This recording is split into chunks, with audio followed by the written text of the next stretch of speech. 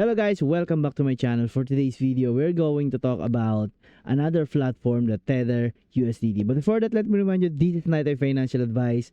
This is for review and entertainment only. So always do your own research because crypto has a risk, guys. So without further ado, let's get into it. So let's start with a simple terms. A decentralized platform which each digital system is not controlled by a single organization or company. Instead, it uses a network or computers, often spread around the world, to operate in a shared and open way. That means decision and operation happen through agreed upon rules that everyone on the network follows rather than a central authority. These platforms are often built using blockchain technology, which is type digital record keeping that is transparent and secure. One example of the decentralized platform is the Tether Club.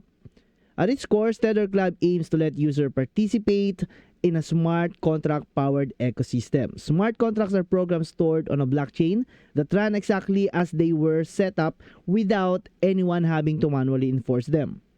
Think about smart contracts as a digital agreements that automatically do what they say they will do once certain conditions are met.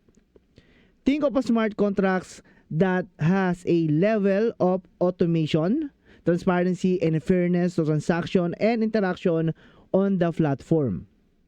So how do people use platforms like Tether Club? User can join the system with digital wallets, engage with tools and services, and participation in transaction or communication. Because the system is decentralized, users have more direct control over what they own and how they interact with it, instead of relying middleman or a gatekeeper. This setup can help reduce fees, speed up transaction, and offer more opens in how data and activities are handled.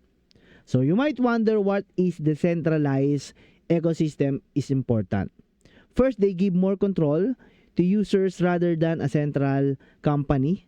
This can lead to greater freedom and independence in how people manage digital assets and information. So second, these platforms promote transparency because the blockchain keeps a shared record that everyone can review. From much harder for data to be hidden or tampered with a secret. Finally, decentralized systems are helping innovators build new tools, from digital finance to online communities, in ways that were not possible before. So platforms like Tether Club are part of broader movement toward digital systems where users have more say and more access to tools that were once limited to big organizations. So even if you're just learning about this idea, understanding the basics can prepare for you how technology is evolving and how people around the world are interacting with it.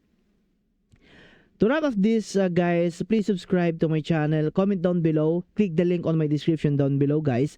Easy to understand, look to centralized platforms and what something like Tether Club is all about, guys. If you found this helpful, please like, subscribe, guys. It's a big help to me, and let us know what the topic you want explained next. So again, this is Crypto saying bye-bye.